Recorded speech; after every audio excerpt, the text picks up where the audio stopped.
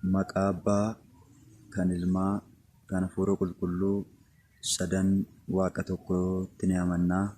Ameen. Maatiiwwan Waaqayyoo, Waaqayyoon kan jaallattan, Waaqayyos kan isin jaallatu, bakka garaa garaa taa'uudhaan sagalee kana hordofaatti kan jirtan, nagaa galata Waaqayyo isa jiraatan isin gaafadha akkam jirtu. Akkamii yoo nageessanii, ameen. Maqaan Waaqa keenyaa, fayyisaan keenya, qorichi keenya, tiksee amanamaa kan ta'e Kiristoos Iyyasuus sa'aatii kanaaf yeroo kanaan kan nu ga'e maqaan isaa kan galateeffameef kan ulfaatu nuuf haa ta'u. Sababii fayyina keenyaa kan taate gugee garraamii qulqulleettii qulqullootaa, boleettii ergamootaa, waaboo gannataa kan taate dunkaana Abiraamitti kan fakkeeffamtu, Saragallaa Abanaadaa, Masanqoo Daawitii, Riqaa Yaaqoob kan taate Duubroon Maariyaam uumaadhaa gaditti uumama jiran hundumaa gararraatti kabajniif ulfinni maqaa isheetiif haa ta'u. Maatiiwwan Waaqayyoo, Wangeelaa Yohaannis boqonnaa 10 lakkoofsa 14 gubbaa irratti tiksee gaariin anadhaa jecha jedhutu jira. Kanaaf maatiiwwan Waaqayyoo, tiksee keenyaa gaarii kan ta'e, tiksee keenya inni dhugaan sa'aatii kanaaf yeroo kanatti akka nuti isa galateeffannu, akka nuti isa jajannuudhaaf yoonaan inni nu ga'e tiksee gaarii kan ta'e Waaqayyo keenya kan galateeffameef kan ulfaatu nuuf haa ta'u. Kanaaf maatii Waaqayyoo, akkuma beekamu yeroo nuti amma keessa jirru torbanni kun torbee noolaawii kan jedhamu akka mana amantaa keenya Ortodoksii Tawaahidootti yeroo tiksee amanamaa kan ta'e kan itti yaadannu jecha. Torbeen kun amma guyyaa gaafa 29 guyyaa dhaloota gooftaa keenya Yesuus Kiristoos kabajnutti tiksee gaarii yookiin tiksee amanamaa jedhameetu beekama. Kanaaf akka mana amantaa keenya Ortodoksii Tawaahidootti guyyaa har'aa kanallee qulqulleettii guyyaa sanbata kiristaanaa kanatti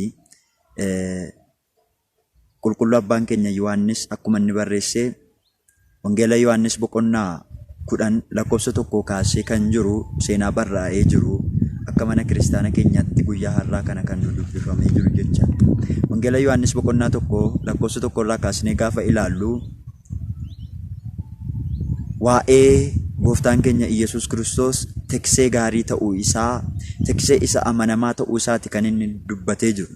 Kanaaf duuka bu'oota keessaa tokko kan ta'e qulqulluun abbaan keenya Yohaannis jaalallee gooftaa inni jedhame immoo waa'ee gooftaa keenya Iyyasuus Kiristoosidha iccitii gadi fagoodhaan inni nuuf ibsu jecha.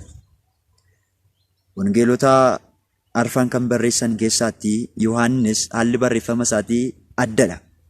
Maaliif yoo jettan qulqulluu abbaan keenya Maatiyoosidhaaf, qulqulluun Luqaas, qulqulluun Maarqos akkaataan isaanitti waa'ee Kiristoosidhaa ibsan, waa'ee dhaloota isaatii gaafa ibsan, achi as dhufa Kiristoosiin gaafa dubbatan, Kiristoos Iyyasuus hiddi dhaloota isaatii akkasidhaa jedhaniitu hidda Daawitiin lakkaa'urraan nutti himan. Hidda foonii isaatii lakkaawanii nutti himan. Yohaannis garuu bartoota yookiis duuka bu'oota keessaa wangeelota arfan keessaatti adda kan isa taasisu Iyyasuus Kiristoos jalqaba sagalee akka inni ta'e. Sagalee inni ta'e immoo abbaa bira akka inni ture Wangeela Yohaannis boqonnaa 1 lakkoofsa 1 irraa kaasnee kan argamu. Jalqaba sagalee ture, sagaleen sunis immoo Waaqayyoon bira ture jedheetu dubbata.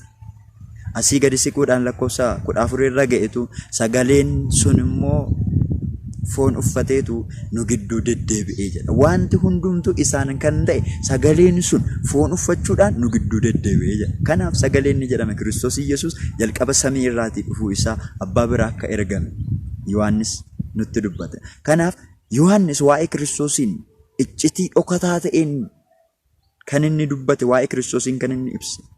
Haa ta'uti guyyaa har'aa kanatti tiksee amanamaan anadha kan jedhe Kiristoos Iyyasuus kan dubbate dhuguma tiksee amanamaa ta'uusaa, tiksee isa dhugaa ta'uusaa kan nuti hubannu kutaa kanatti saba Waaqayyo. An tiksee gaariidha gaafa jedhu tiksee gaarii kan hin taanetu jiru. Biyya lafaa irra jiraannu kanarraa tiksee gaariin kan hin taane jira. Tikseen hoolota isaa dabarsee yeeyyiitti kennu tiksee amanamaa inni hin taane jira. Gooftaan keenya Yesuus Kiristoos garuu tiksee amanamaa ta'uun isaa namni gaafa hoolota horsiisu hoolaa yookiin qalatee nyaachuudhaaf horsiisa yookaan immoo gurguree qarshiitti jijjiirrachuudhaaf. Kanaaf namni hoolota gaafa horsiisu qalatee nyaachuuf, Kiristoos garuu ofii isaatti qalamee aarsaa isa gaarii ta'e qaraanioo irratti ofii isaa qalamuudhaan foon isaa kabajamaa nuu kenne, dhiiga isaa qulqulluu nuu kenne. Tiksee amanamaa jechuun akkasidha. Akka namni itti hoolota gaafa horsiisu qarshiitti jijjiirrachuudhaaf gabaatti baasu miti. Tiksee amanamaa kan ta'e Kiristoos Iyesuus tikseen keenya inni dhugaan ilmi durbee Maariyaam ofii isaatii qarshiidhaan gurgurame hoolota gurguraa kan oolchu, gurguramuu hoolotaa kan oolchu ofii isaa gurgurame tiksee isa dhugaa Kiristoos Iyesuusidha. Kanaafidhaan tiksee isa dhugaadha kan inni jedhe. Tiksee warroonni kan biraan hattuudhaa jira. Tiksee inni dhugaan karaa balbalaatiin dhufaa jira. Tiksee inni dhugaa kan ta'e immoo maqaa hoolota isaatii beeka. Hoolota isaa tokko tokkoon isaa waamaadha. Hoolonni isaa sunis immoo maqaa isaa sagalee tiksee isaanii sana waan beekaniidhaaf ni dhaga'u jedha. Kanaaf nutis tiksee isa dhugaa kan ta'e ilma durbee Maariyaam sagalee isaa beekna. Inni immoo maqaa tokkoon tokkoon keenyaa beeka waanta ta'eedhaaf isa jalaa owwaannaa isaa wajjin hin jiraanna.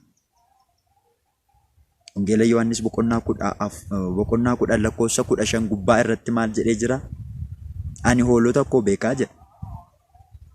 Ani hoolota koo beeka, hoolonni koos immoo na beeku jedha. Kanaaf namni biraan dhufee waa'ee Waaqayyoodhaa nutti himuu hin danda'u. Namni kan biraan dhufee waa'ee Yesuus Kiristoos waaqummaa isaa nu barsiisuu hin danda'u. Nuti isa beekna, innis immoo nu beeka waanta ta'eedhaaf. Namni biraan dhufee kottu gooftaa fudhu jedhee nutti lallabuu hin danda'u. Maaliif jennaan nuti duraan dursineetu gooftaa beekna. Duraan dursees immoo gooftaan nu beeka waanta ta'eedhaaf. Nuti hoolota isaatii, inni immoo tiksee keenya isa amanamaadha waanta ta'eedhaaf. Kanaaf saba Waaqayyo Waaqni keenya, fayyisaan keenya, qorichi keenya ilmi durbee Maariyaam tiksee isa gaarii, tiksee isa amanamaa kan ta'e nuti beekumsa keenyaan, nuti dandeettii keenyaan, nuti qomoo keenya lakkoofnee guyyaa irraa hin geenye. Isin ajaa'ibaa saba Waaqayyo. Birrii kaffalnee yoo hin geenye yookiis humna cimaa yookiis irree guddaa waanta qabnuudhaaf har'a hin geenye. Har'a ga'uun keenya sababii tiksee isa amanamaa, tiksee gaarii waanta qabnuufidha. Galanni Waaqayyoo keenya, fayyisaa keenya, qoricha keenya Iyesuus Kiristoosiif haa ta'u malee tiksee gaarii kan ta'e isa waan qabnuuf har'a geenye saba Waaqayyo. Kanaaf dhugumatti Waaqayyo Waaqni keenya tiksee isa gaariidha. Tiksee gaarii kanarraa immoo gargar ba'uun nurra hin jiraatu. Saba Waaqayyo hoolonni gaafa isaan maasii namaatti seenanii midhaan namaa gaafa isaan nyaatanii jedhan, midhaan namaa gaafa balleessanii jedhanii, gaafa badii hojjetanii jedhan, abbaan maasii sanaa eeboodhaan waraaneetu dhiiga isaanii dhangalaasa. Tiksee hoolota irratti qacaramee jiru garuu qacaramee birriidhaan waan hojjetuudhaafi gaafa yeeyyiin hoolotatti dhufte hoolota nyaachuudhaaf gaafa jettu tiksee inni qacaramee jiru hoolota yeeyyiitti gateetu ofii isaatii lubbuu isaa baafata. Tiksee gaariin Kiristoos Iyesuus garuu akkas miti. Hoolota isaatiif jedhee dabarsee kan lubbuu isaa kennudha. Inni nuti waaqessinu, inni nuti amannu. Saba Waaqayyo. Silaa hoolonni kan waraanamuudhaa jiranii Waaqayyo Waaqni keenya sababii balleessaa koof sababii balleessaa keessaniitiif jecha, sababii yakka keenyaaf sababii irra daddarbaa ijoollee Addaamiitiif jecha qaraanii irratti ol ba'uudhaan cinaachisaa eeboodhaan waraaname. Tiksee gaarii jechuun akkasidha. Tiksee amanamaa jechuun akkasidha. Silaa hoolonni kan du'uudhaa malan inni ofii isaatii du'a filate nuun du'a nu oolchuudhaaf jedhee tiksee gaarii jechuun akkasi saba Waaqayyo. Kanaaf egaa isinitti hin baay'isuuti. Walumaa galatti tiksee gaariin Iyesuus Kiristoosiin qofaadha. An tiksee gaariidha akkuma inni jedhe. Akkas jechuun hiikkaan isaa kan biraan tiksee gaarii kan hin taane jiru jechaadha. Tiksee amanamaa kan hin taanetu jira jechaadha. Kanaaf nuti tiksee amanamaa isa hin taane irraati of eegne tiksee amanamaa kan ta'e ilma durbee Maariyaamidha wajjiniin akka jiraannu eeyyama Waaqayyo nuuf haa ta'u. Har'a ga'uun keenya, yoona ga'uun keenya saba Waaqayyo beekumsaaf dandeettii keenyaan otoo hin taane arjummaan isaa kan baay'ate Waaqayyo Waaqni keenya tiksee isa amanamaa waan ta'eedhaaf saatii kanaaf yeroo kanaan nu ga'e malee nuti qulqullummaa keenyaaf yoona hin geenye.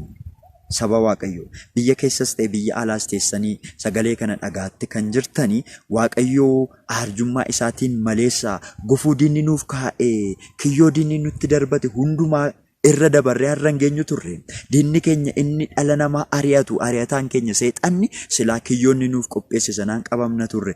Garuu immoo barruun nu baatee jiru barruu tiksee isa amanamaati. Inni nu eegaatti jiru, inni nu tiksaatti jiru tiksichi amanamaadha. Kanaaf arra geenye galanni fi ulfinni isaaf haa ta'u malee. Kanaaf ammas irraafni yeroo keenya inni hafee gaariidhaan akka jiraannu, qajeelummaadhaan akka jiraannuuf Waaqayyo irraa otoo addaan hin ba'iin tiksee amanamaa kan ta'e Waaqayyo wajjin Kiristoos Yesuus wajjiniin akka jiraannu eeyyama Waaqayyo nuuf haa ta'u.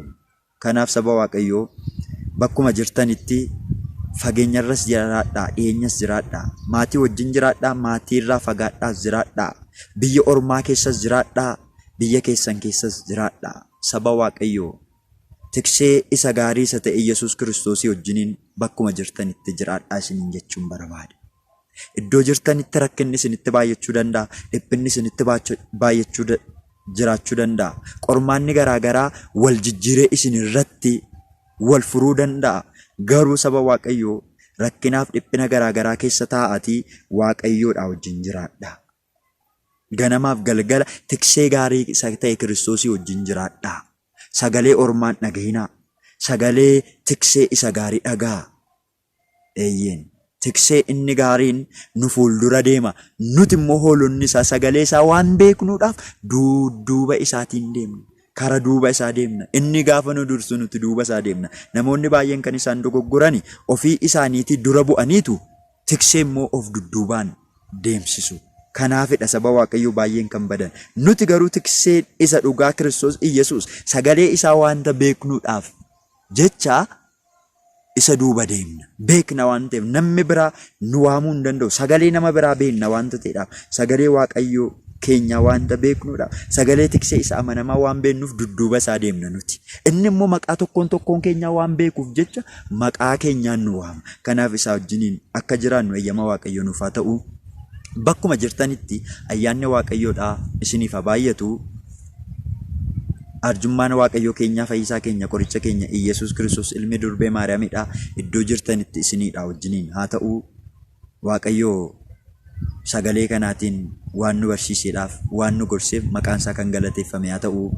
An akkan dubbadhu isin immoo akka dhaggeeffattan kan taasise Waaqayyoodhaaf galanna ta'u. Maaliif jennaan warri dubbatanis warri dhaggeeffatanis baay'een isaanii darbanii jiru, nu biraa dhabamanii jiru hedduun isaanii. Nuyi garuu arjummaa isaatiin saatii kanaaf yeroo kana nu ga'e sagalee isaa akka dhaggeeffannu akka dubbannuudhaaf gurri keenya carroomte sagalee isaa akka dhaggeeffattuudhaaf nu taasise waan ta'eedhaaf maqaan isaa ammas kan galateeffameef kan ulfaate nuuf haa ta'u. Egaa saba Waaqayyoo sagalee kana dhagaatti kan jirtan sagaleen karaa isin dhageessan kun karaa Yididiyaa yuutuubiiti. Kanaaf warroonni yuutuubii kanaaf haaraa taatan nu jajjabeessuudhaaf sabiskiraayib akka gootan asumaan isin ergaa koo isiniin dabarsa. Kanaaf sabiskiraayib gootanii yeroo biraattis barnoonni garaagaraa faaruun garaagaraa akka isin qaqqabuudhaaf akka nu wajjin taatan maatii walii taanee wajjiniin akka jiraannu asumaan ergaa koon dabarsa. Araarsummaan haadha Waaqayyoo qulqulleettii Dubroo Maaramii, eegumsa ergamoota Waaqayyoo eebbaa fayyaanni raajota isaa duuka bu'oota isaa suugni wareegamtootaa hunduma keenyaa wajjiniin oolee kan bule nuuf haa ta'u.